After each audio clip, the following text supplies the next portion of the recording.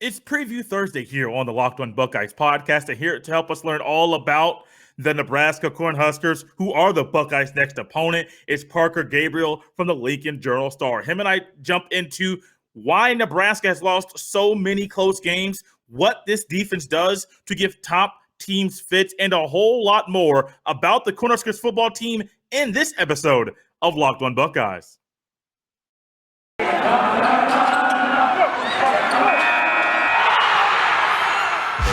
You are Locked On Buckeyes, your daily podcast on the Ohio State Buckeyes. Part of the Locked On Podcast Network, your team every day.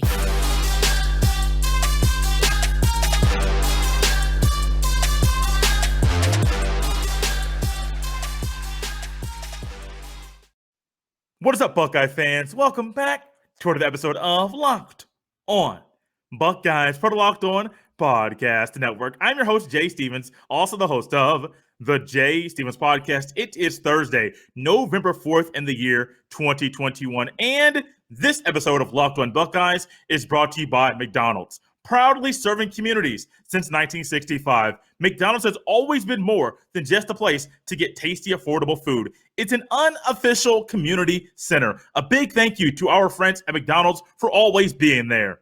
I'm loving it. It's a Preview Thursday. We love this time of week. Get to learn all about the next opponent on the Buckeyes football schedule. Here joining me today is Parker Gabriel. He covers Nebraska football for the Lincoln Journal-Star. Parker, how you doing, man? I'm doing great. Thanks for having me. Yeah, no problem. No problem at all. This Nebraska football team is very interesting. The record, I think, does not describe how much talent the team has. In your own words, what's the story of this year's team? It's been really weird. That's probably the best way to put it.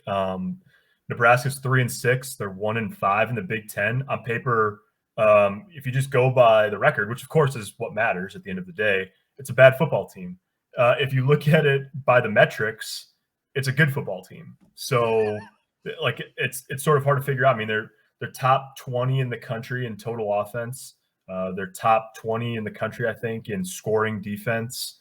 And they've lost 6 games this year, each by 1 score. They lost on the road at Oklahoma by 7 points. They lost on the road at Michigan State, which Ohio State fans obviously know, 8-0, in overtime in a game that they led, not only led in the fourth quarter, but they didn't give up a first down in the second half. Nebraska's defense didn't allow a single first down in the second half, lost the game. And then led Michigan in the fourth quarter in Lincoln last month and lost that one too. So it's been really bizarre. It's like every time you think they're going to get over the hump, they find a way to lose. So 3 lopsided wins and 6 close losses on the ledger so far this year for Nebraska. Why do you think the losses have been so close?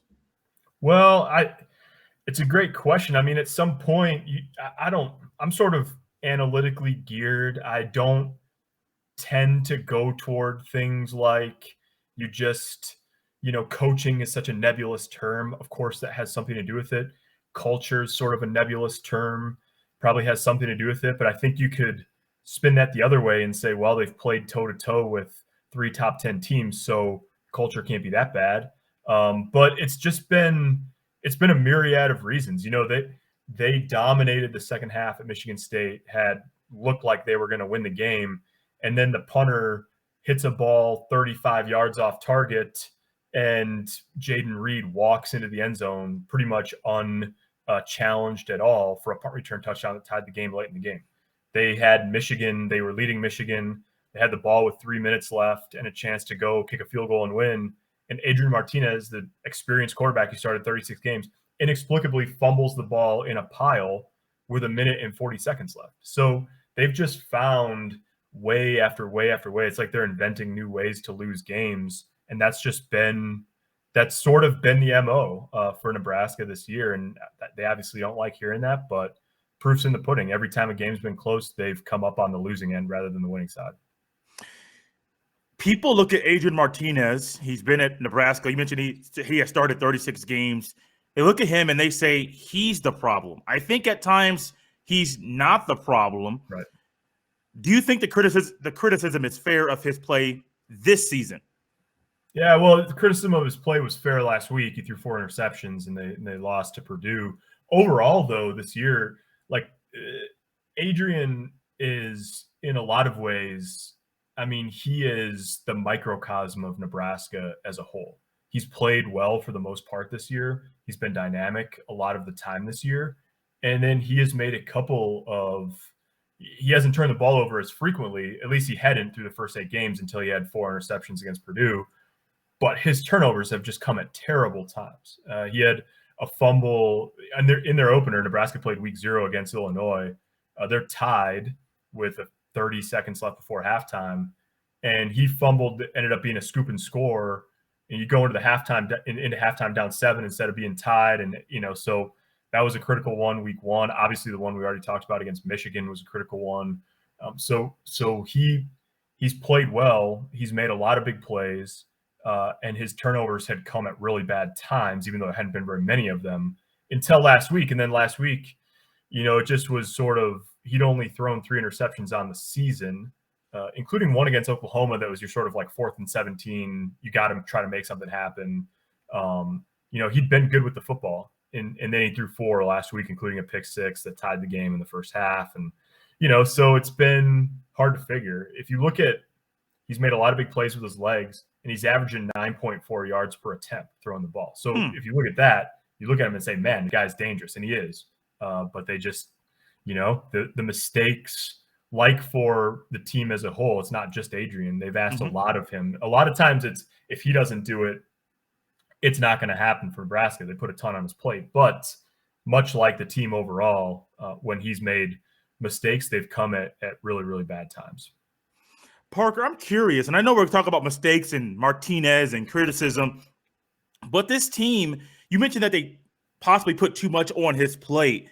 How could, in this game coming up against Ohio State, how could they put less on his plate and try to divide it and give more players on the offense more to do so Martinez isn't doing so much? It's, hey, let's give less for our quarterback to do so other people on the offense can help us be successful and possibly pulling off a really big upset. Yeah, they've got I think they probably have the best skill talent since Scott Frost has been in Lincoln. They're actually okay. Their top line was pretty good in 2018, Scott's first year here, and when they almost beat Ohio State in Columbus. I think it ended up being 36-31. It sort of dipped in a couple of years since that. They've got 2 really good tight ends in Austin Allen and Travis Vokolek. They've got a physically pretty imposing set of receivers. They don't have the explosiveness of Ohio State's trio for sure. I mean, probably the best receivers in the country, but in terms of the rest of the Big Ten, I think they stack up okay, probably in the upper half of the Big Ten.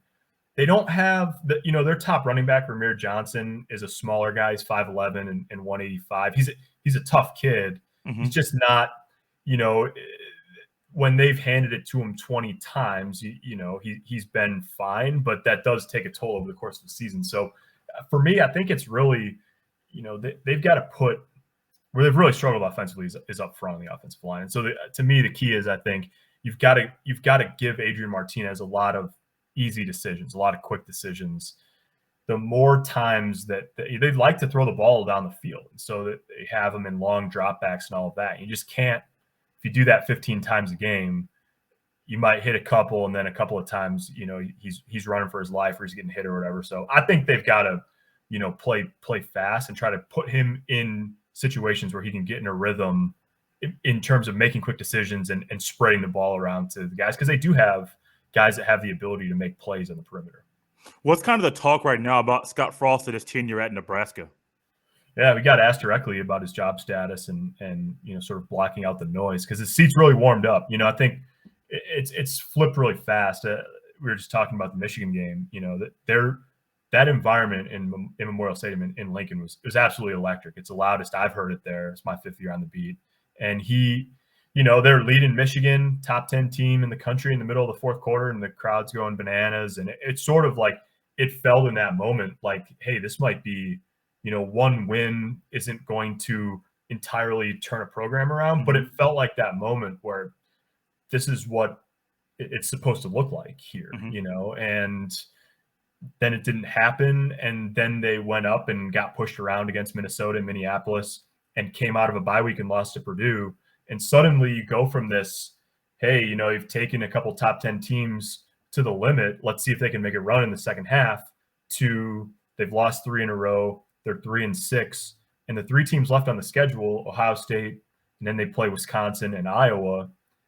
Scott Frost combined is 0-8 against those 3 teams at Nebraska. So, it went from this team's going to get over the hump, or at least it looks like it does, to they could realistically finish 3-9. And it just it happened really fast. It went from promising, but you're still a little skeptical because they've got to do it, to 50-50 on whether it just becomes a total train wreck of a season. And that's life in college football when you're a 4th-year coach, and 15-26, I think now. So it's gotten interesting really fast. He's got the flip side of that is it'd be a huge upset, obviously, if they beat Ohio State. There's no reason why they can't beat either Wisconsin, Iowa, or both, given where both of those teams are at. So you've got a chance to really write the story one way or the other here over the last 3 games. People have said if Scott Frost can't take Nebraska back to the promised land, who can? I think that's kind of a statement that you're hoping people are believing that the only guy that can do that is a Nebraska player or someone that's from that place, that's been there, that knows what that brand is. I don't really believe that. I know that you can get another coach that, say Scott Frost isn't the guy. I have my own reasons to think that he's not, but let's say he's not the guy.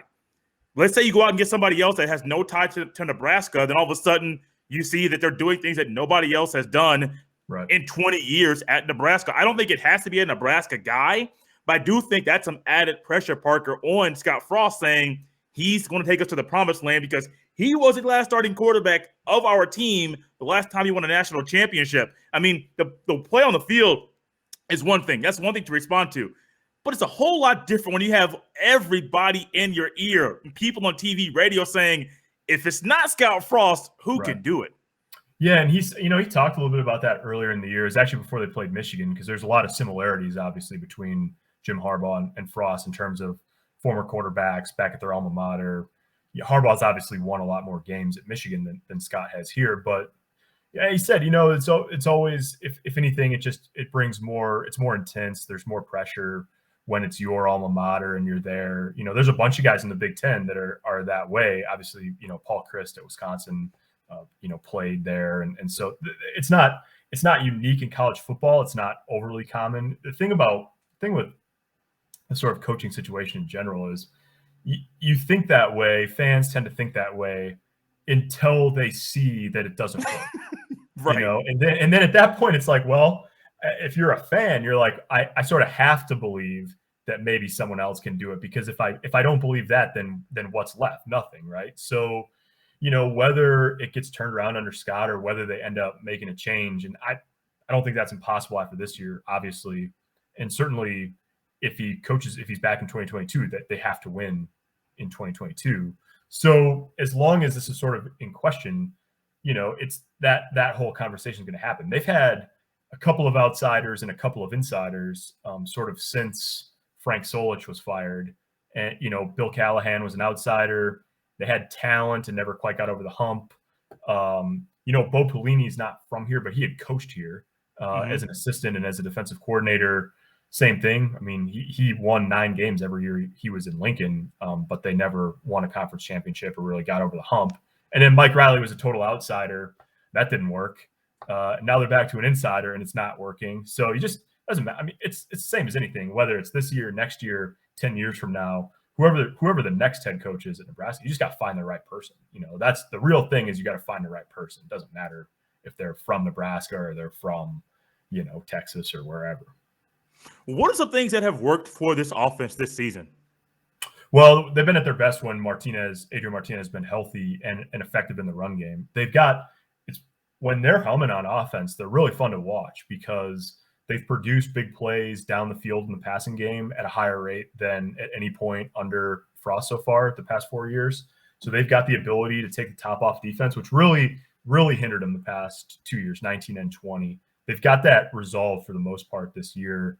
And then in their run game, without a dominant running back, they've got a couple of nice pieces. We talked a little bit about Ramir Johnson, but Adrian Martinez has really been sort of integral to their run game when they've done it well.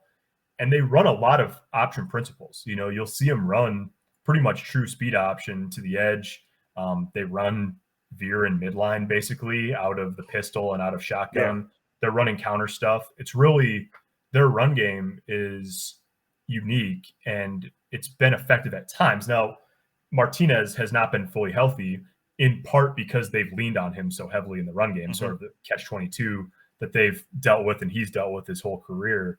But when they're going good on offense, they're getting to the perimeter in the run game, and Adrian Martinez's ability and explosiveness as a runner puts defenders in a bind just the way you want in the option. And then what they've added to that this year is the ability to wrinkle off of that, have derivatives off of that where they're throwing the ball down the field. And it's been, if you look at what they're doing total offense-wise, yards per play-wise, it's been effective. They've just struggled in the red zone, and at times they just haven't finished drives. And so that leads to this sort of imbalance between what they do between the 20s, which is move the ball really efficiently, and what they do in the red zone, which has been, left something to be desired. The defense to me is one that I think is going to be very big in this game. We saw how last week Penn State kind of really slowed down the Ohio State rushing attack for most of the game until Ohio State found some things working in the second half. I do think the 3-4 defense that Nebraska runs could provide some issues for Ohio State. Then you add in JoJo Domann and how good he is on that defense. I mean, it could be kind of an interesting chess match between the two coaches here. How in the world does this defense, specifically against the Oklahoma, Michigan State, and Michigan games, in those games, how have they caused fits for the better teams in the country? Yeah, well, one of the things they've done really well so far this year is that they've really taken away, they've identified sort of what's the thing, what's the top line thing that we want to take away. Against Michigan State, it was Kenneth Walker, and they're one of the only defenses so far this year to slow that guy down. Obviously, you saw, Michigan's run defense is stout, and he got 196 and 5 touchdowns against him last week. That, he had less than 40 yards going into overtime, and then he got a 23-yarder in overtime. That was by far his best run of the day and the most damage he did against Nebraska. And against Oklahoma, they just said flatly, we're not going to get beat over the top. Yeah. And Oklahoma, they had a decent day. They had 408 yards, I think, but they didn't have a snap over 23. And so that really allowed Nebraska to they stayed in front, they tackled, they didn't give up any big plays. And so they've been sort of able to adjust what they're doing. And because they're a veteran group, they've got guys who can sort of take each week's game plan and execute it pretty well. Now, I think Ohio State's the biggest challenge they face because of the balance. You can't just say we're not going to get beat over the top.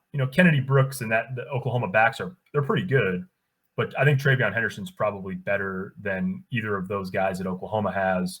They're more explosive in the run game. So there's not, you follow the team closely, obviously. There's not a way to look at Ohio State and say, okay, what's the one thing we can take away to keep ourselves in the game? So that it's the biggest challenge that Nebraska's defense has faced this year. And they don't get enough pressure on the quarterback to be able to just line up and rush for and be okay. So we'll see what they've got in store. It's going to be very interesting to see sort of where they start, defensively with their game plan. I'm curious too, because I'm looking at the numbers here, and I try my best not to dive into and hop into and say the numbers will be the end all be all of this game. These numbers are pretty interesting. We talk about the struggles that they have. Pass defense, yards per game, 211.2. That's Nebraska. Rushing, they're giving up 137.2 yards per game on the ground. So, I mean, it's not like they're giving up like 200 yards on the ground or 300 in the air. They're kind of finding ways defensively to slow people down, even though, as you say, Parker, there is no really consistent pass rush. So rush defense there, pass defense, they're figuring something out. Yeah. I'm still baffled. I know we're 18 minutes in here. I am baffled at what I see here, the play I see on the field, and they're 3-6. It's confusing to me. Yeah, there's only I saw a stat earlier today. I think there are only 6 teams in the country that have a better yards per play differential. So the difference between what the offense gets and what the defense allows in the country than Nebraska. And they're all either undefeated or have one loss. Nebraska's 3-6. Yeah. You know?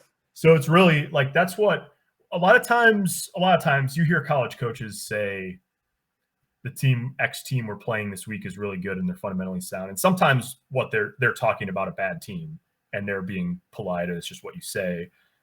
I don't think if I'm guessing, but I don't think if you're Mel Tucker or Jim Harbaugh or Ryan Day, like you don't have to go too deep into the numbers to convince your team like, hey, look, this is a dangerous group.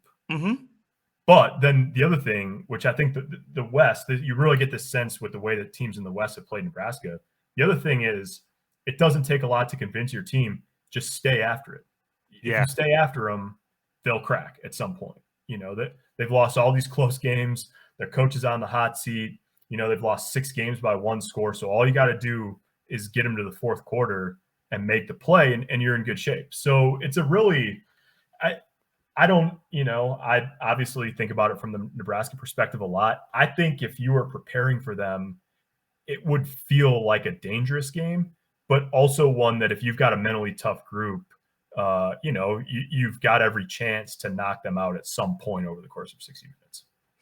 We're just about out of time, but before we go, I got to ask you one quick question. Do you think Nebraska pulls off the upset? I don't. Okay.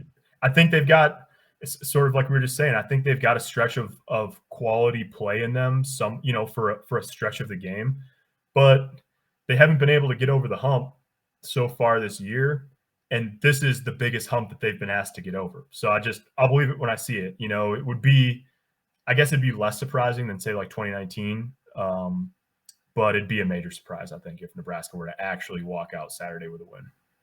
It would be surprising. I have been on the fence. I've been very hesitant about this game because I think Nebraska does have pieces that if they put them all together, and let's say Adrian Martinez plays the best game of his life, they could pull off the upset. Yeah. I know what I'm going to get from Adrian Martinez. I think good plays and a couple mistakes. I just don't know if the defense of Nebraska can slow down Ohio State's attack. We saw last week against a good Penn State defense, Ohio State struggled at times, but they found a way to put points on the board, and it's good when your kicker has not missed a kick all season. I'm nervous, man, and I shouldn't. I'm not. I won't say I'm crazy nervous, but the hesitation in my voice shows that I do trust and I do think Nebraska can be a tougher test than I thought they were going to be even a few weeks ago. Yeah, I think that's right. I mean, Nebraska's dangerous. They just haven't put it all together. You know, they've got a good offense that doesn't score enough, and they've played, you know, better on special teams the last few weeks, and they still got issues at kicker, and the metrics say they're bad overall on special teams. Not quite as bad as early in the year, but they just have been mistake prone. That's really it. And when you're playing in a game where you're clearly behind Ohio State in terms of talent on the roster, I don't think anybody would question that. And you're playing a team that finds ways to win games and has a lot to play for. It's just the margin for error is really small. And we have not seen Nebraska be able to walk that line under Scott Frost and in particular this year. That is true. Parker, if you could let everyone know. Well, first I want to say thank you for coming on. This was a lot of fun. Absolutely. Yeah. If you could let everyone know where they can follow you on Twitter and then where they can read some of your work leading up to the game. Yeah, Husker Extra PG is the Twitter handle, and journalstar.com/Huskers or huskerextra.com. Either one will get you where you want to go. Obviously, you know, just like you guys, got a ton of coverage this week, big game, and interesting, not just the interesting few days, but interesting few weeks ahead here in Lincoln. So, yeah, thanks for having me. It's been really fun. No problem, man. And guys, you can always follow me on Twitter at jstevens07. We'll be here Friday and then possibly a little show Saturday morning, more leading up to the game, but for sure on Friday, getting you ready for this weekend's big game. You can follow me on Twitter at jstevens07.